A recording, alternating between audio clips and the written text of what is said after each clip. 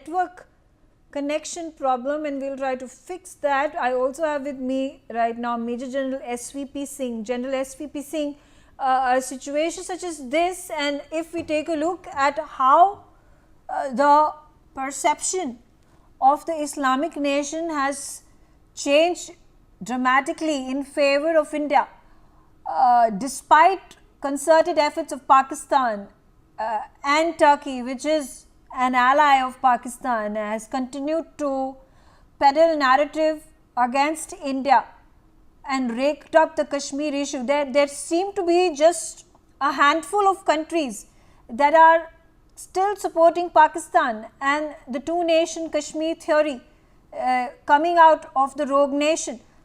Why do you think there is such overwhelming support from the Islamic nations for India? Thank you, Megha. Well, I would like to put it that why the Islamic nations are in support of India, this era, if it is not of war, it is also of trade, commerce, and economic advancement and development to mutual benefit. Now, this is a very important thing, and a major change has come about in the last few years amongst the Islamic nations. And that's why we saw that the OIC countries did not support Pakistan in the recent Operation Sindoor, which happened.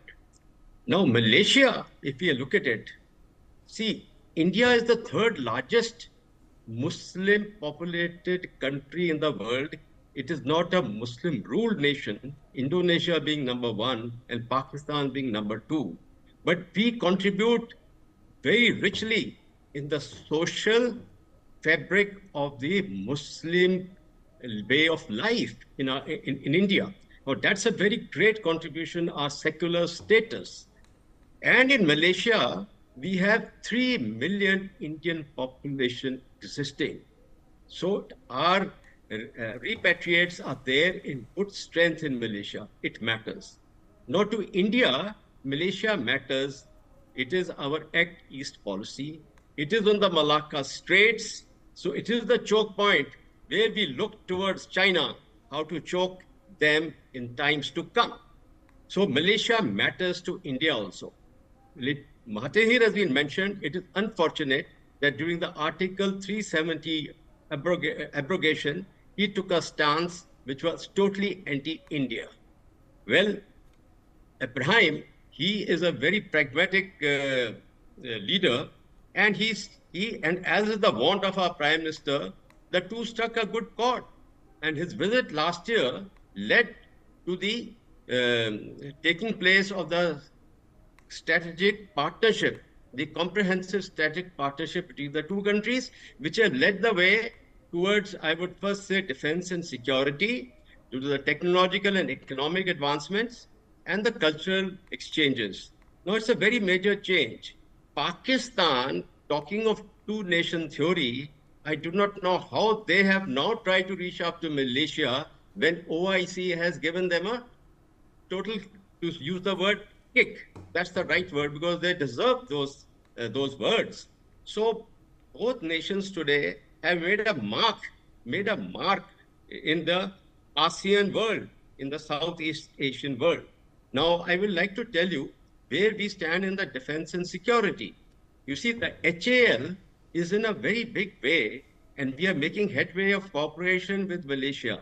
Firstly, the Dornier 228 light utility aircraft, we are giving them the supply, including TOT and MRO, that is maintenance, repair and overhaul facilities. Now, this is a very major thing which we are giving, TOT, and it's going to include supply of critical spares also. Then Su-30 MKM, which is there with the Royal Malaysian Air Force. We are going to be giving them maintenance facilities. Now, these are the agreements which are there, which are in the pipeline, and which connects Malaysia and India in a very bonded manner.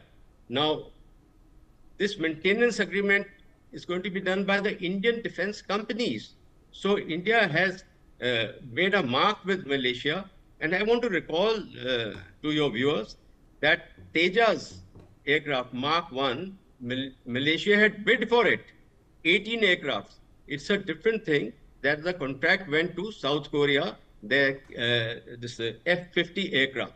But point is that Malaysia is looking towards India, including in the defense field. So it is in the technology field, semiconductors, the technology, the digital part. There has been an agreement. I think there was an exhibition this year in their international this thing in. I'll just recollect the name, which all these items which I mentioned are on or are in the field of cooperation between the two countries. So Malaysia and India are on mark. Pakistan now is, we felt in the country when I felt that a narrative war somewhere we have lost it. And I have been opposing that because narratives are like shifting sand dunes. They can change. But the ground reality of what the Indian military has achieved, that is not a shifting sand dune. Yeah. That has made a permanent mark in the psyche of the Pakistan people.